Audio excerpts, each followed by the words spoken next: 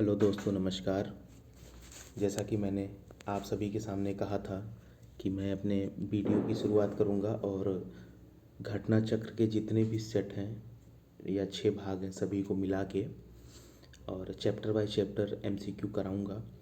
जिसको जिस चैप्टर में समस्या हो या जिस चैप्टर को रिवीजन करना हो पर्टिकुलर वही वीडियो उठाए। 10 से 15 मिनट में सारे प्रीवियस ईयर बीपीएससी के हो, एमपी पीसीएस के हों, यूपी पीसीएस के हों, राजस्थान पीसीएस हो, यानी कि उत्तर भारत के जितने पीसीएस के एग्ज़ाम हैं वो यहाँ से कवर हो जाएंगे।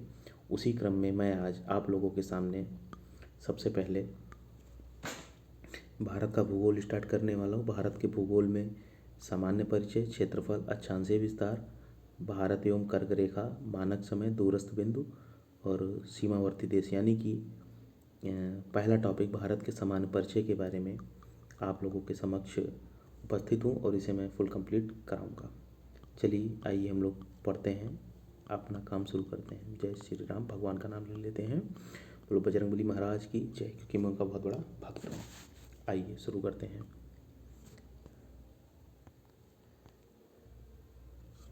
यहाँ पे लिखा हुआ है भारत एशिया महाद्वीप में अवस्थित है। भारत कहाँ स्थित है? एशिया महाद्वीप में। प्रश्न आ सकता है भारत कहाँ स्थित है? भारत एशिया महाद्वीप में स्थित है। एशिया महाद्वीप में कहाँ स्थित है? दक्षिण एशियाई देश है।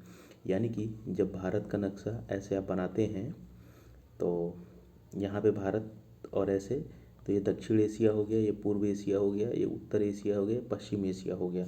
तो भारत एशिया महाद्वीप में भी दक्षिण एशिया में स्थित एक देश है। भारत की आकृति चतुष्कोणीय है। चतुष्कोणीय का मतलब यहाँ पर भी एंगल है, पूरब में भी एंगल है, पश्चिम में भी एंगल है और उत्तर में भी ऐसे करके बना हुआ है, तो यहाँ पर भी एंगल है। ठीक है, अब आगे चलते हैं।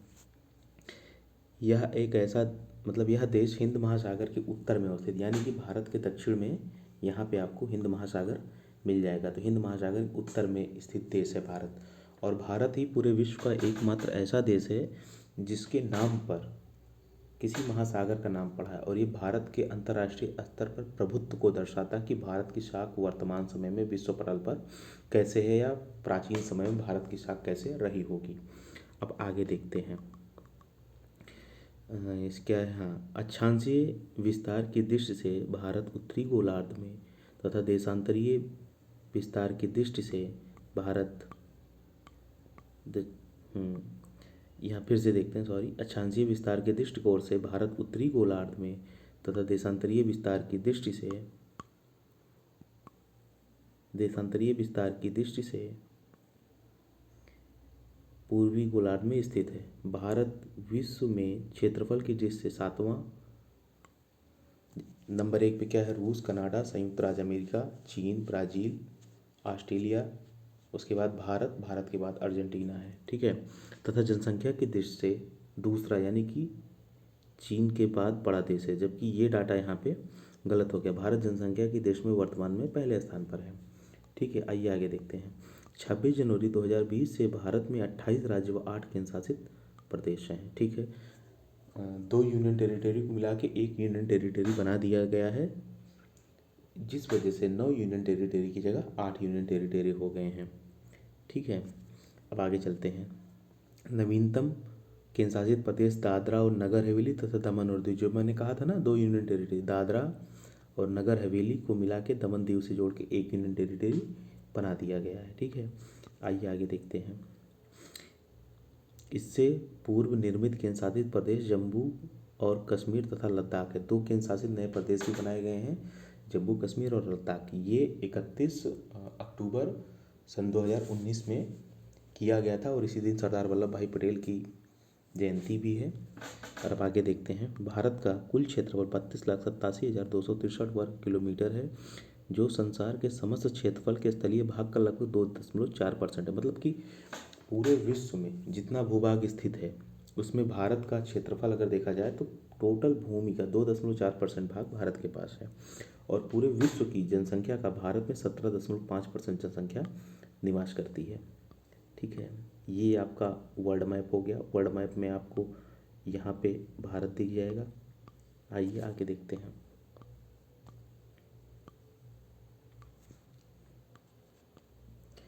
भारत के कुल क्षेत्रफल में गैर कानूनी ढंग से पाकिस्तान के कब्जे वाले क्षेत्र 78,114 वर्ग किलोमीटर है। पाकिस्तान द्वारा गैर कानूनी ढंग से चीन को 5180 वर्ग किलोमीटर का क्षेत्र दे दिया गया तथा चीन ने भी गैर कानूनी ढंग से 37,555 वर्ग किलोमीटर के क्षेत्रफल पर कब्जा किया। वर्तमान समय में भारत में गांवों की संख्या 6,40,932 है। ठीक, ये हो गया। अब आइए आगे चलते हैं। अब इस पर आधारित इस टॉपिक से जो भी प्रीवियस ईयर प्रश्न पूछे गए हैं उनके बारे में हम थोड़ा देखते हैं। पहला प्रश्न, निम्नलिखित कथनों में से कौन से भारत के बारे में सही है? सही उत्तर के चयन हेतु अधोलिखित कूट का उपयोग कीजिए। नंबर 1 क्या है? भारत विश्व का 5वां बड़ा देश है। गलत, नहीं हो सकता। यह स्तनमंडल के कुल क्षेत्रफल का लगभग 2.4% भारत भाग अधिकृत किए हुए। हाँ, ये सही है। अगला देखते हैं। समूचा भारत उष्णकटिबंध में स्थित है। नहीं, ये नहीं हो सकता। आधा भारत उष्णकटिबंधीय है और आधा भारत उपोष्णकटिबंधीय है। चौथा टॉपिक इसमें है 82.5 डिग्री पूर्वी देशांतर का उपयोग भारतीय मानक समय को निर्धारित करने में किया जाता है। हाँ, ये बात बिल्कुल सही है, जो 5 राज्यों से होकर गुजरती है। तो इसका दूसरा और चौथा ऑप्शन सही होगा। जी बिल्कुल, इसका दूसरा और चौथा ऑप्शन सही है। यूपीपीसीएस में 2006 में पूछा गया है। देखते हैं इसका व्याख्या क्या होगा, एक्सप्लेनेशन। भारत विश्व का 7वां बड़ा देश है। संपूर्ण भारत का अक्षांशीय विस्तार 6 डिग्री 45 मिनट से 37 डिग्री उत्तरी अक्षांश के मध्य, जबकि उष्णकटिबंधीय क्षेत्र का विस्तार 37 डिग्री उष्णकटिबंधीय क्षेत्र का विस्तार 23 डिग्री 30 मिनट उत्तरी दक्षिणी अक्षांशों के मध्य है। ठीक है, अतः कथन 1 और 3 गलत हैं। भारत का स्थल मंडल के कुल क्षेत्रफल का 2.4% अधिकृत किए हुए है एवं 82.5 डिग्री पूर्वी देशांतर का उपयोग भारतीय मानक समय रेखा के निर्धारित करने के लिए किया जाता है। आइए दूसरे प्रश्न पर चलते हैं।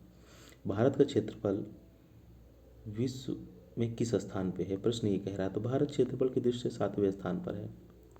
तीसरे प्रश्न की तरफ, भारत वर्ष आकार में विश्व का 7वां सबसे बड़ा देश है। आगे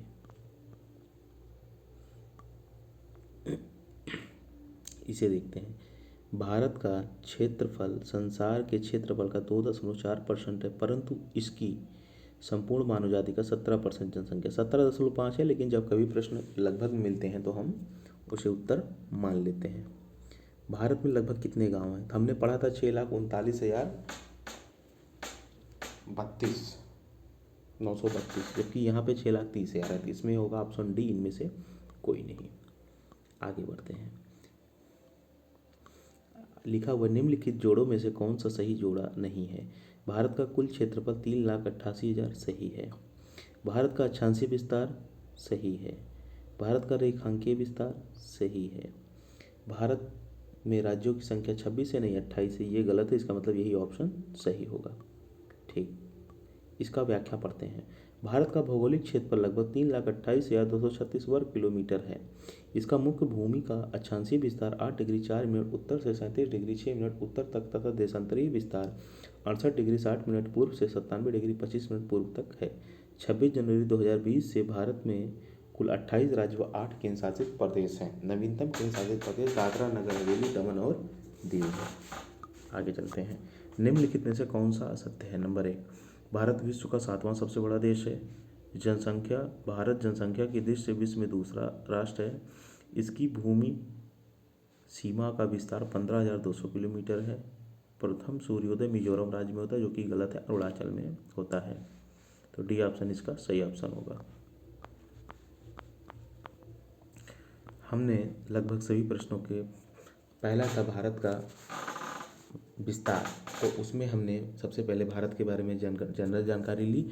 अब भारत के बारे में अक्षांशीय विस्तार के बारे में पढ़ेंगे। क्या लिखा है?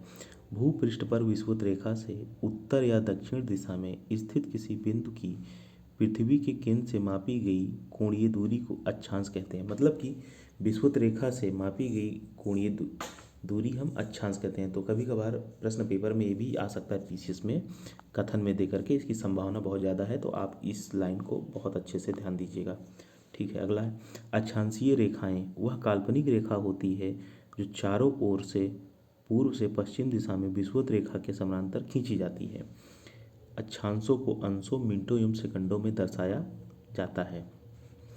पृथ्वी को 2 बराबर भागों में बांटने वाले जीरो अक्षांश को भूमध्य रेखा कहा जाता है। विषुवत वृत्त यानी कि भूमध्य रेखा के उत्तरी भाग को उत्तरी गोलार्ध तथा दक्षिणी भाग को दक्षिणी गोलार्ध कहते हैं। भूमध्य रेखा के उत्तर में स्थित अक्षांश रेखाओं को उत्तरी अक्षांश रेखाएं तथा भूमध्य रेखा के दक्षिण में स्थित अक्षांश रेखाओं को दक्षिणी अक्षांश कहते हैं। जैसे आप इस फिगर में देखते हैं, ये 0 डिग्री लाइन है जिसे इक्वेटर रेखा, भूमध्य रेखा या 0 डिग्री लाइन भी बोलते हैं। इसके उत्तर में उत्तरी गोलार्ध है, इसके दक्षिण में दक्षिणी गोलार्ध है।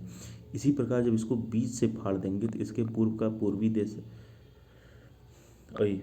देशांतर हो जाएगा और ये पश्चिमी देशांतर। तो इधर पूर्वी देशांतर हो गया और इधर आपका पश्चिमी देशांतर हो गया। इसी प्रकार भारत उत्तर पूर्व में स्थित है, भारत यहाँ पे स्थित है। ठीक है, आइए आगे बढ़ते हैं।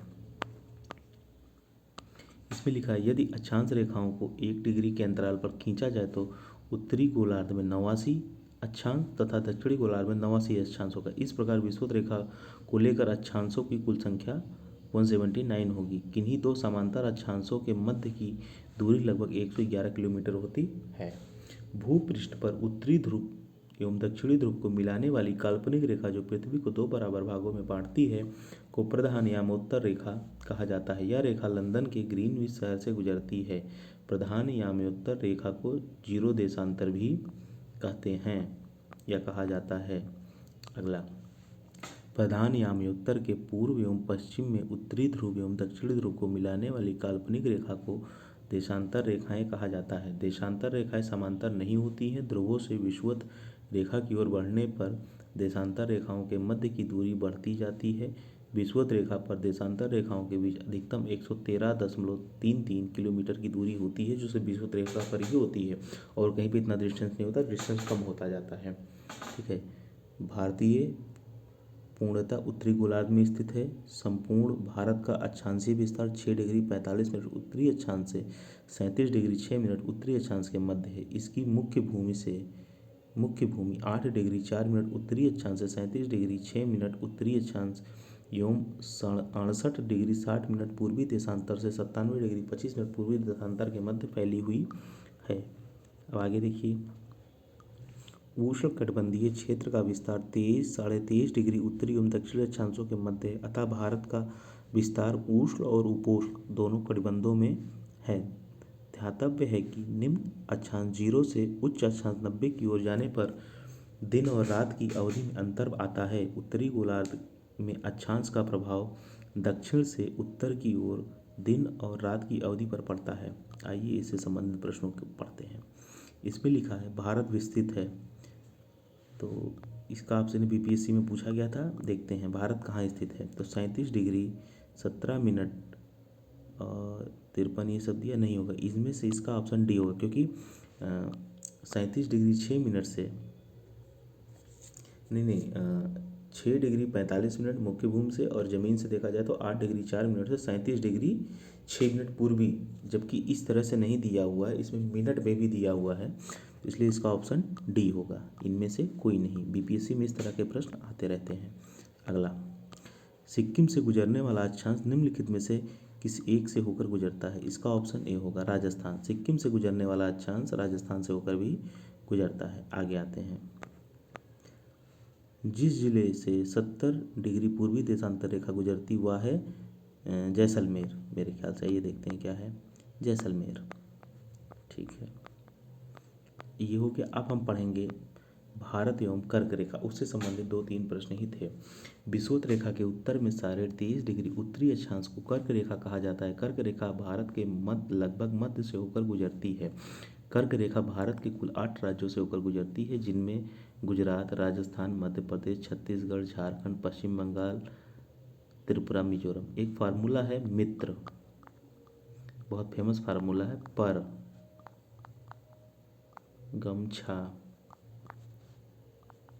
झार। इस हिसाब से मिजोरम, त्रिपुरा, आप देख सकते हैं, झारखंड, राजस्थान, छत्तीसगढ़, गुजरात, महाराष्ट्र, आप इस तरह से देख सकते हैं कि कहाँ कहाँ से गुजरता है और 8 राज्य आपको याद हो जाएंगे। आगे आइए, अब अगला है सूर्य के उत्तरायण यानी कि भूमध्य रेखा के उत्तर।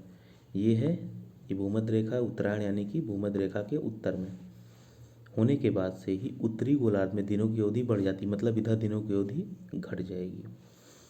21 जून को सूर्य उत्तरायण स्थिति में सर्वोच्च बिंदु पर होते हैं। जून माह में कर्क रेखा के उत्तर जाने पर दिनों की अवधि बढ़ने लगती है। माही नदी कर्क रेखा को 2 बार काटती है। मोस्ट इंपॉर्टेंट क्वेश्चन है, कई सारे एग्जामों में आ गया है, जो बहुत इंपॉर्टेंट है। आगे आइए, इससे संबंधित प्रश्नों की व्याख्या करते हैं। इसमें लिखा है कर्क रेखा निम्नलिखित में से किस राज्य से होकर गुजरती है। कर्क रेखा मतलब गुजरती है, तो कर्क रेखा बिहार से होकर, जो अब झारखंड है, पहले बिहार में ही था, अलग हो गया, इसका उत्तर ये होगा। इसका विकल्प पढ़ते हैं। कर्क रेखा पर पड़ने वाले भारत के राज्य 8 राज्य मित्र पर क्रमशः उस फार्मूले से हो जाएगा। चलिए आइए आगे। कर्क रेखा निम्नलिखित में से किन राज्यों से होकर गुजरती है, तो इसका ऑप्शन ए होगा। गुजरात से, छत्तीसगढ़ से और झारखंड से, उत्तर प्रदेश से होकर कर्क रेखा नहीं गुजरती है। ठीक है, कर्क रेखा गुजरती है इनमें सभी से, मध्य प्रदेश, त्रिपुरा और गुजरात, मित्र पर क्रमशः, वही एक फार्मूले से। देखिए बार बार प्रश्नों रिपीट हो रहे हैं। कितने भारतीय प्रदेशों से होकर कर्क रेखा गुजरती है। 8 भारतीय प्रदेशों से होकर कर्क रेखा गुजरती है। ठीक है, भारत एक राज्य जिससे होकर कर्क रेखा गुजरती है, यहाँ पे आपका झारखंड हो जाएगा। ठीक है, देखिए प्रश्न रिपीट हो रहा है। आइए, निम्नलिखित में से किस राज्य से होकर कर्क रेखा नहीं गुजरती है। मणिपुर से कर्क रेखा नहीं गुजरती है।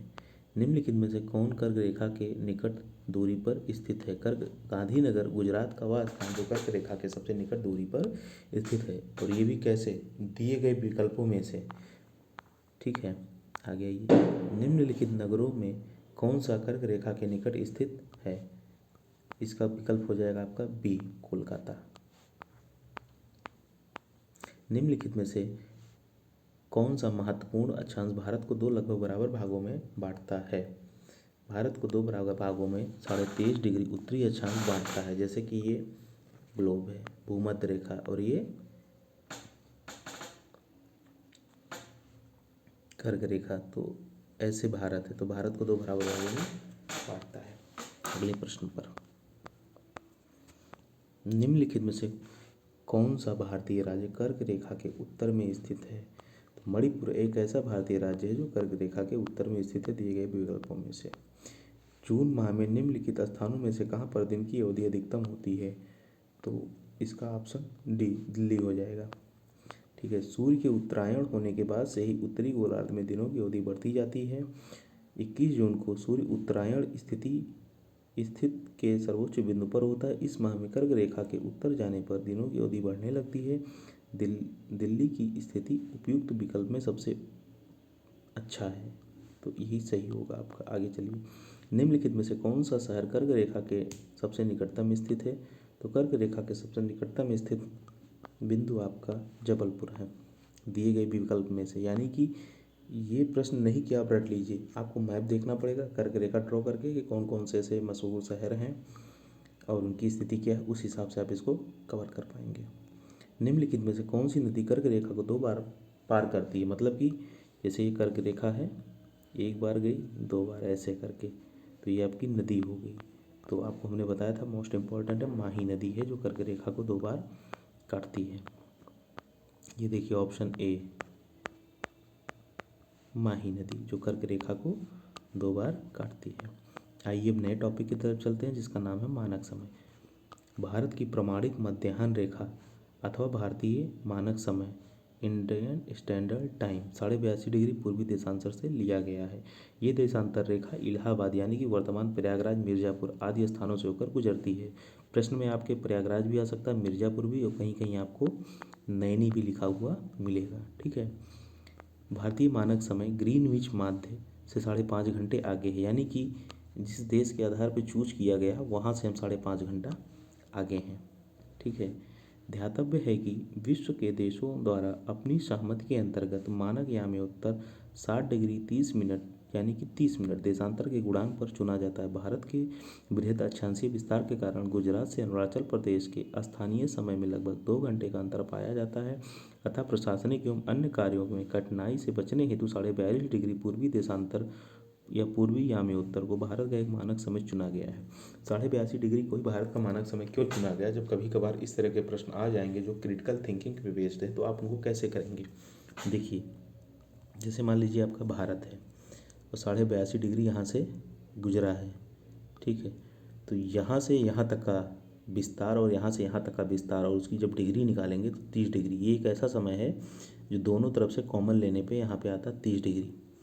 और इसको इसलिए माना गया कि यहाँ से यहाँ का भी टाइम और यहाँ से यहाँ का भी टाइम मैनेज हो सकता है। फिर भी भारत में 2 आवर का डिफ्रेंशिएट आ जाता है। तो फिर भी बहुत से ऐसे देश हैं जिनका अक्षांशीय विस्तार बहुत ज़्यादा है, तो वहाँ पे कई मानक समय का उपयोग किया जाता है। उस बेसिस पे भारत के लिए बहुत ही सहूलियत होती है एक मानक समय का उपयोग करने में। आइए देखते हैं आगे। भारतीय मानक समय की यामी उत्तर रेखा उत्तर प्रदेश, मध्य प्रदेश, छत्तीसगढ़, उड़ीसा, आंध्र प्रदेश कुल 5 राज्यों से होकर गुजरती है। आपको इसमें एक प्रश्न मिला होगा, कर्क रेखा 8 राज्यों से होकर गुजरती है और मानक समय रेखा 5 राज्यों से होकर गुजरती है। UMC उत्तर प्रदेश, मध्य प्रदेश, छत्तीसगढ़, उड़ीसा, आंध्र प्रदेश। UMCOO उमको के नाम से आप याद कर सकते हैं। उत्तर प्रदेश, मध्य प्रदेश, छत्तीसगढ़, आंध्र प्रदेश, उड़ीसा, या एक ओमका ओम होता है ना, ओम एक शब्द, उसे ओमका 5 राज्यों से होकर गुजरती है। इस तरह से आप इसको याद कर सकते हैं, क्योंकि ऐसी चीज़ें जो डाटा होंगी आपको उसको फार्मूले से ही याद करना पड़ेगा। आइए अब अगले टॉपिक मतलब आगे बढ़ते हैं। प्रधान यामी उत्तर के पूर्व एवं पश्चिम दोनों ओर 180 डिग्री तक देशांतर रेखाएं होती हैं। कुल मिलाकर 360 देशांतर रेखाएं होती हैं। सभी देशांतर रेखाएं पृथ्वी को 2 बराबर भागों में बांटती हैं, इसलिए इन सभी को महानवृत्त कहा जाता है। ये प्रश्न जो इन सभी को महानवृत्त कहा जाता है, ये प्रश्न भविष्य में PCS जैसी परीक्षाओं में आने की संभावना है कूट के माध्यम से। ग्रीनविच या प्रधान याम उत्तर रेखा के पूर्व में स्थित 180 डिग्री तक सभी देशांतर को पूर्वी देशांतर एवं पश्चिम की ओर स्थित 180 देशांतर को पश्चिमी देशांतर के नाम से जाना जाता है, ठीक है। 24 घंटे यानी कि 1440 मिनट में 360 डिग्री घूमती है। कुल देशांतर रेखाओं की संख्या 360 है, तो एक देशांतर घूमने में पृथ्वी को 4 मिनट लगते हैं, ठीक। एक देशांतर घूमने में 4 मिनट, तो 15 देशांतर घूमने में 1 मिनट, मतलब कि अगर 15 देशांतर घूमेगा तो 1 घंटे का समय आपका लगेगा, जैसे यहाँ पे लिखा हुआ है आगे। सूर्य पूर्व में उदित होता है एवं पश्चिम से पूर्व अपनी धुरी पर घूम रही है, अतः 0 या प्रधान यामी उत्तर से पूर्व की ओर जाने पर समय GMT से आगे, पश्चिम की ओर जाने पर GMT से पीछे। यानी कि पूरा दुनिया है, मान लीजिए पूरा दुनिया है और एक समय रेखा मान लिया गया, इसके पूर्व जाएंगे तो यहाँ समय प्लस में चलेगा, इसके पीछे जाएंगे तो यहाँ समय माइनस में चलेगा, ठीक है। विश्व में बहुत सारे ऐसे देश हैं जहाँ पे आप कदम रखें तो उसके पूर्व में आगे और उसके पीछे रखें तो समय में पीछे चले गए, ठीक है। आगे आइए। एक ग्रीनविच समय से 12 घंटे आगे रहता है, इसलिए इस प्रकार 0 से 180 डिग्री पश्चिम की ओर जाने पर ग्रीनविच समय से 12 घंटे पीछे का समय मिलता है। 180 पूर्व एवं 180 पश्चिमी देशांतर में कुल 24 घंटे अर्थात दिन रात का अंतर पाया जाता है। भूपृष्ठ पर 180 डिग्री पूर्वी एवं पश्चिमी यामी उत्तर के लगभग 7 अथल खंडों को छोड़ने हेतु निर्धारित की गई काल्पनिक रेखा को अंतर्राष्ट्रीय तिथि रेखा यानी कि इंटरनेशनल स्टैंडर्ड लाइन कहा जाता है। अब इससे संबंधित प्रश्नों की हम पढ़ेंगे। पहला प्रश्न है, जब भारतीय मानक समय के यामी उत्तर पर अर्धरात्रि है, एक स्थान पर सुबह 6 बजता है, उस स्थान की अवस्थिति जिस यामी उत्तर पर है वह है 172 मिनट 30 172 डिग्री 30 मिनट पूर्वी। दूसरा प्रश्न,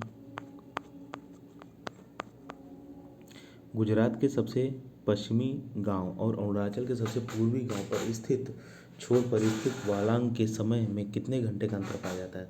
भारत के सबसे पूर्वी और सबसे पश्चिमी का जो डिस्टेंस है उसमें जो समय का अंतर है 2 घंटे के समय का अंतर पाया जाता है। आगे बढ़ते हैं। जबलपुर की देशांतर रेखा इंदौर व भोपाल की देशांतर रेखाओं के बीच है। अगला, औरंगाबाद का अक्षांश वडोदरा व पुणे के अक्षांश के बीच है, नहीं हो सकता ये। बेंगलुरु की अवस्थिति चेन्नई की तुलना में दक्षिणवर्ती, इसका विकल्प होगा C, दूसरा और तीसरा सही है, ठीक है। आगे बढ़ते हैं। निम्नलिखित में से कौन सा शहर भारतीय मानक समय देशांतर के निकट है। ये इसका आपका हो जाएगा A, तो रीवा जो देशांतर के निकट स्थित है। ये विकल्प के ऊपर डिपेंड करता है। आगे आइए, यदि भारतीय मानक समय के अनुसार पूर्वाह्न के 10 बजे हैं तो 92 डिग्री पूर्वी देशांतर पर शिलांग का स्थानीय समय क्या होगा? तो 10:38 होगा। आप इसको सॉल्व कर लीजिएगा इसके माध्यम से और आपको पता चल जाएगा। यदि भारतीय मानक समय याम्योत्तर पर मध्याह्न है तो 120 डिग्री पूर्वी देशांतर का स्थानीय समय क्या होगा? 2:30, वो भी दोपहर के।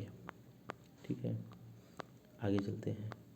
भारतीय मानक समय की याम्योत्तर नहीं गुजरती, मतलब कहाँ से नहीं गुजरती? हमने बताया था ना, उत्तर प्रदेश, मध्य प्रदेश, COA, आंध्र प्रदेश, उड़ीसा और आंध्र प्रदेश।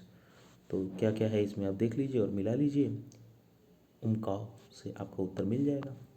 इसका ऑप्शन सी होगा महाराष्ट्र। ठीक है, आगे, भारतीय मानक समय की देशांतर रेखा 82.5 डिग्री किस नगर से होकर गुजरती है? तो ये आपकी इलाहाबाद, नैनी या मिर्जापुर, कुछ भी आ सकता है, यहाँ से गुजरती है। निम्नलिखित देशांतरों में से कौन सी भारत की प्रमाणिक मध्याह्न रेखा कहलाती है? तो 82.5 डिग्री पूर्वी देशांतर। ठीक है, अगला विकल्प है, भारतीय मानक समय निम्नलिखित कथनों में से किसके समीप से लिया गया है? तो आपका ये नैनी और इलाहाबाद, इस प्रश्न में देखिए दोनों विकल्प दिए हुए हैं। अब इसमें कहा गया है कितना समय आगे है भारत का टाइम, कहाँ से? GMT से। IST GMT से कितना आगे? तो 5.5 घंटे आगे है। तो इसका विकल्प ये होगा। यदि अरुणाचल प्रदेश के तिरप में सूर्योदय 5 बजे प्रातः होता है तो गुजरात के कांडला में 2 घंटा आप जोड़ दीजिए तो 7 बजे होगा। आइए देखते हैं, 7 बजे। मैंने बोला था ना, पूर्व और पश्चिम में समय का जो विभेद है लगभग वो 7 घंटों का है। निम्नलिखित में से कौन सा शहर दिल्ली के सबसे समीप देशांतर पर स्थित है? इसका होगा बेंगलुरु। ठीक है, अब कुछ नए टॉपिक। दूरस्थ बिंदु, भारत के सबसे दूरस्थ बिंदु, भारत के सबसे पास बिंदु। बताया था ना आपको 31 अक्टूबर 2019 से भारत में सर्वाधिक पूर्वी राज्य अरुणाचल प्रदेश, पश्चिमी राज्य गुजरात, उत्तरी राज्य हिमाचल एवं दक्षिणी राज्य तमिलनाडु हो गया। यानी कि जब आप भारत का नक्शा बनाएंगे इस तरीके से, तो सबसे दक्षिणी राज्य तमिलनाडु हो गया, सबसे पूर्वी राज्य अरुणाचल, सबसे पश्चिमी राज्य गुजरात। लेकिन सबसे पूर्वी राज्य हम लोग पहले जम्मू कश्मीर बोलते थे, जम्मू और कश्मीर यानी लद्दाख को UT घोषित कर दिया गया था, वो राज्य नहीं रहा। तो सबसे उत्तरी राज्य हिमाचल हो गया। तो यहाँ से अगर प्रश्न आएंगे तो बहुत सारे लोग गलत कर सकते हैं, तो इस प्रश्न को आप लोग अच्छे से ध्यान दीजिएगा। अब आगे चलते हैं। राज्य एवं केंद्र शासित प्रदेशों में सर्वाधिक उत्तरी भाग में लद्दाख, दक्षिण भाग में अंडमान एवं निकोबार द्वीप समूह है। भारत के इतने वृहद क्षेत्रफल के 4 सुदूर बिंदु इस प्रकार हैं। जैसे भारत के जो 4 पॉइंट हैं उनको किस किस नाम से जाना जाता है? सुदूर दक्षिणी पॉइंट को इंदिरा पॉइंट, इसको बोलते हैं इंदिरा पॉइंट, इसको बोलते हैं इंदिरा कॉल। ठीक है, और ये आगे बढ़ते हैं, क्या दिया वहाँ,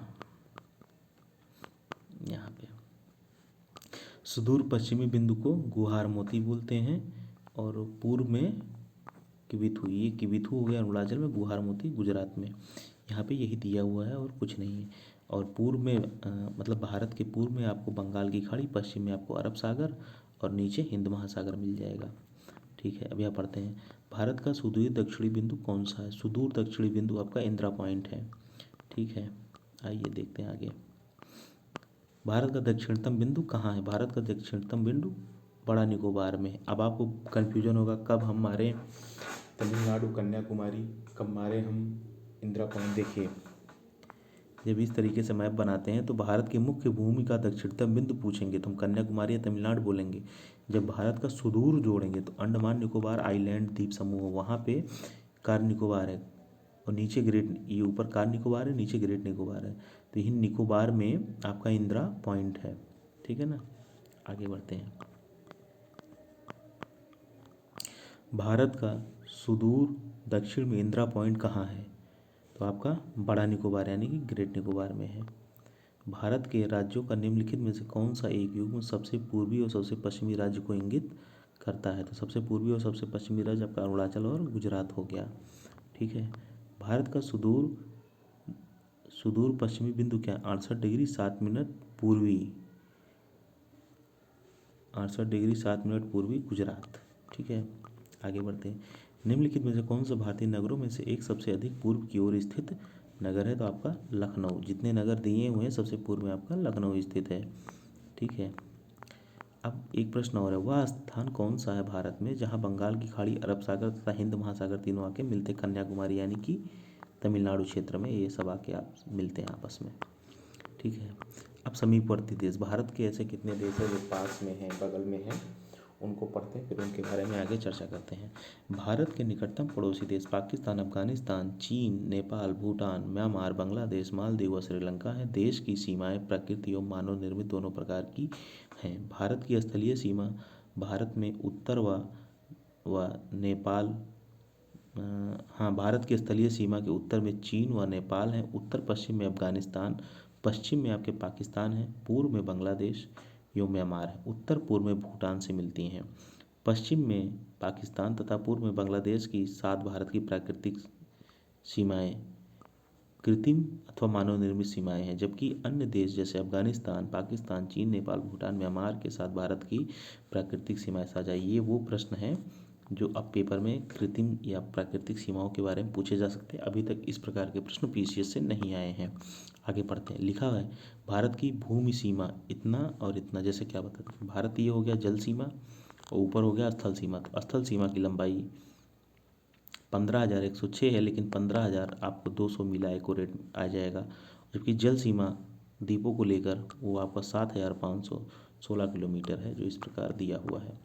भारत सबसे ज़्यादा बॉर्डर साझा बांग्लादेश के साथ करता है और सबसे कम बॉर्डर साझा भारत अफगानिस्तान के साथ करता है। देखिए, ये भी प्रश्न बन सकते हैं।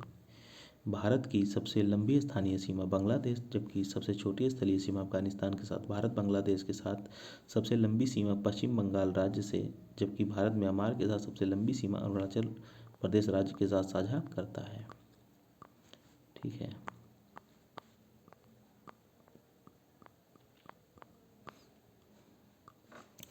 उत्तर में हिमालय, दक्षिण पूर्व में बंगाल की खाड़ी, दक्षिण में हिंद महासागर तथा पश्चिम में अरब सागर भारत की प्राकृतिक सीमाएं निर्धारित करते हैं। भारत तथा पाकिस्तान के मध्य सीमा रेखा अध्यारोपित सीमा रेखा है, मतलब कि फोर्स बाउंड्री है, उसको बनाया गया है। उदाहरण है, अध्यारोपित सीमा रेखा ऐसी सीमा रेखा होती है जो किसी बाह्य शक्ति द्वारा आरोपित की जाती है। वर्ष 1947 में भारत पाकिस्तान ने ग्रेट ब्रिटेन के द्वारा अध्यारोपित सीमा को साझा किया।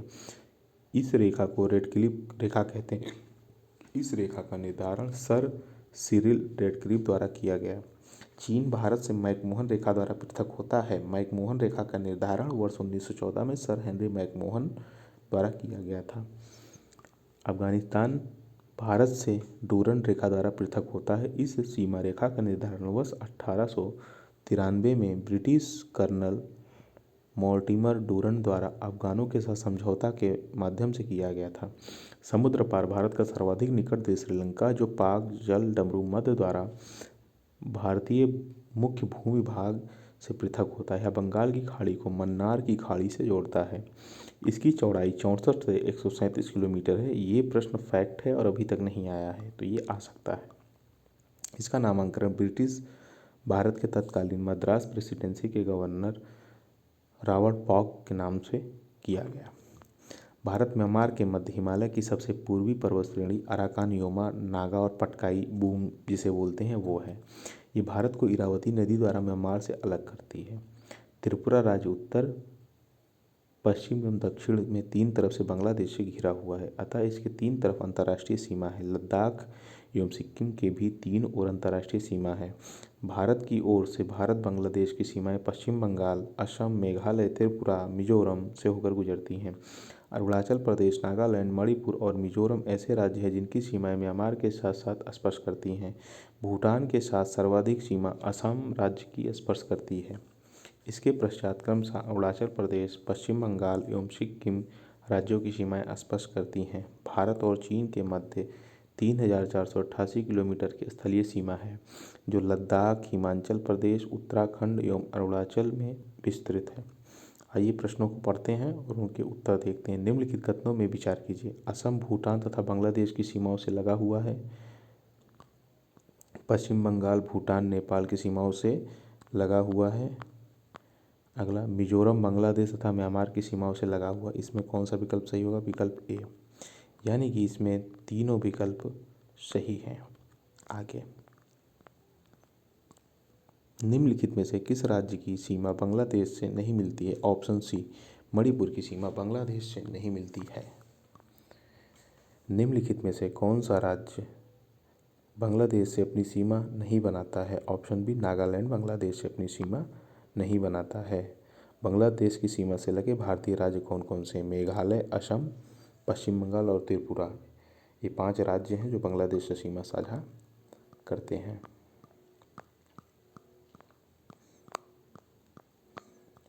निम्नलिखित में से किस भारतीय राज्य की सीमाएं भूटान राष्ट्र के साथ नहीं मिलती हैं? तो ऑप्शन बी, मेघालय की सीमा भूटान राज्य से नहीं मिलती है। निम्नलिखित में से कौन सा भारतीय राज्य भूटान के साथ सीमा नहीं बांटता है? बिहार भूटान के साथ सीमा नहीं बांटता है, यूपी के बगल में है और भूटान थोड़ा दूर है। ठीक है, अगला प्रश्न है, नवंबर 1998 में भारत और पाकिस्तान के बीच सम्मिश्र संवाद प्रक्रिया में 3 विवादाग्रस्त मुद्दों पर, जो कि नीचे 1, 2, 3 पर सूचीगत है, विचार विमर्श हुआ था। विवादाग्रस्त मुद्दे हैं सैन्य दलों का नियोजन, सीमा विवाद का निपटारा, नदी जल बंटवारा। अब इसमें आपको बताना है, तो इनको आपको क्रम से लिखना था। तो सबसे पहले क्या हुआ था इसमें? तो सबसे पहले आपका इसमें हुआ था 2, 1, 3, 2। सबसे पहले सीमा विवाद निपटाया गया था, फिर सैन्य दल का वियोजन हुआ था, उसके बाद नदी जल बंटवारा हुआ था। निम्नलिखित में से कौन से भारतीय राज्य की अधिकतम सीमा म्यांमार को स्पर्श करती है? तो आपका अरुणाचल प्रदेश, क्योंकि अरुणाचल ऐसे लगा हुआ है और ये बगल में आपका म्यांमार है, तो इस प्रकार साझा करती है। ठीक है, निम्नलिखित में से कौन से भारत के किस राज्य की सीमा म्यांमार से उभयनिष्ठ नहीं है? तो असम की सीमा नहीं है, क्योंकि जब नॉर्थ ईस्ट ऐसे बना था तो असम ऐसे फैला हुआ है, तो जाहिर सी बात है कि साझा नहीं होगी। निम्नलिखित में से राज्यों के समूह में कौन सा समूह पाकिस्तान की सीमा साझा करता है? तो पंजाब, जम्मू कश्मीर, राजस्थान और गुजरात। ऑप्शन बी आपका सही हो जाएगा। नेपाल के पड़ोसी भारतीय राज्यों का युग्म है सिक्किम और बिहार। निम्नलिखित में से किस देश के साथ सबसे लंबी स्थलीय सीमा साझा करता है? तो ऑप्शन आपका डी, बांग्लादेश।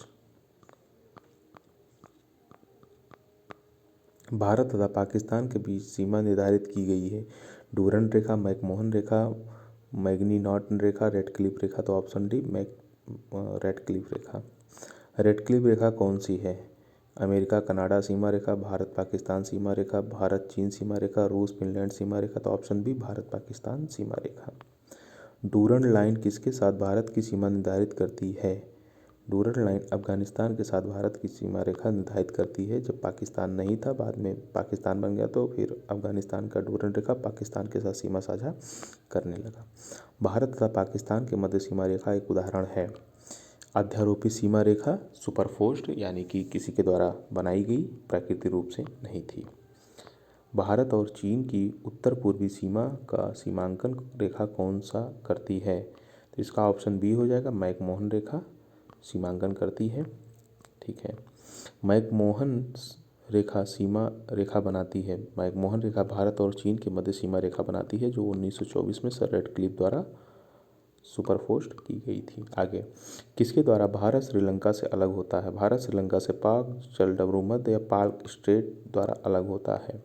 भारत के किस प्रदेश की सीमाएं 3 देशों के साथ क्रमशः नेपाल, भूटान एवं चीन से मिलती हैं? तो ऑप्शन डी, सिक्किम जो है 3 देशों के साथ मिलती हैं। भारत में निम्नलिखित राज्यों में से 3 तरफ से अंतर्राष्ट्रीय सीमाएं हैं। त्रिपुरा के साथ अंतर्राष्ट्रीय स्तर की सीमाएं हैं, तीनों तरफ से घिरा हुआ है। भारत का अपने पड़ोसी देश के मध्य अंतर्राष्ट्रीय सीमा के विस्तार का आरोही क्रम क्या होगा? यानी कि बी ऑप्शन, नेपाल, पाकिस्तान, चीन और बांग्लादेश। ठीक है, अगला प्रश्न समाप्त हो गया। देखिए दोस्तों, मैंने आप लोगों के सामने जो भी इसकी व्याख्या की, आप लोग इसमें कई शिकायत करेंगे, 2 मिनट मेरी बात सुन लीजिए। ये जो पहला चैप्टर है भारत की स्थिति, अवस्था और विस्तार, इसमें भारत के बारे में लंबाई, चौड़ाई, उभयनिष्ठ रेखा, ये रेखा, कर्क रेखा, मकर रेखा, ये चीज़ मैपिंग की है। और इसमें जो प्रश्न आते हैं, अगर आपको मैपिंग नहीं आती है तो आप सोचिए इस प्रश्न को यहाँ से रट के और सही कर लेंगे तो आपका वो प्रश्न गलत हो जाएगा। सेम टू सेम वही प्रश्न रिवीजन हुआ तो आपके प्रश्नों के उत्तर सही होंगे। अगर वो प्रश्न रिवीजन नहीं हुए तो आपके प्रश्न गलत हो जाएंगे। इसलिए इस चैप्टर को पहले आप मानचित्र से तैयार कीजिए। मानचित्र से तैयार करने के बाद इसमें किसी भी प्रकार के कैसे भी प्रश्न अगर बनाए जाते हैं तो आप उन प्रश्नों का उत्तर दे लेंगे। इसलिए मैंने अधिकतर प्रश्नों के विकल्प नहीं पढ़े ना तो उसकी व्याख्या की, लेकिन इसमें इसके बाद के जितने भी चैप्टर होंगे उन चैप्टर के एक एक प्रश्न को पढ़ के, चारों विकल्पों को पढ़ के उसका उत्तर बताएंगे। उसके बाद उसका एक्सप्लेनेशन पढ़ेंगे। उसके बाद फिर हम आगे पढ़ेंगे। इस चैप्टर के लिए मैं माफ़ी चाहता हूँ। मैं चाह कर भी एक्सप्लेनेशन करता और आप सुनते तो आपका समय ज़्यादा जाता और वीडियो लंबी हो जाती और 3 ऑप्शन और बोलता तो और लंबी होती। लेकिन आगे मैं ये सब करूँगा, अभी इस चैप्टर में मैं नहीं करूँगा। तो लगभग आपका ये पूरा चैप्टर समाप्त हो गया। और जो भी है आपको जैसा भी वीडियो लगा हो उसका फीडबैक आप मुझे नीचे कमेंट के माध्यम से दीजिए और मुझे बताइए कि मुझे क्या करना चाहिए। आप लोगों का बहुत बहुत धन्यवाद। आप लोगों ने इतनी देर तक इस वीडियो को देखा और जो भी सुझाव हैं आप कमेंट के माध्यम से दे सकते हैं। अभी हम नए हैं, हम उसमें सुधार करेंगे। जय श्री कृष्णा, राधे राधे, राम राम, जय हिंद, जय भारत, जय श्री राम।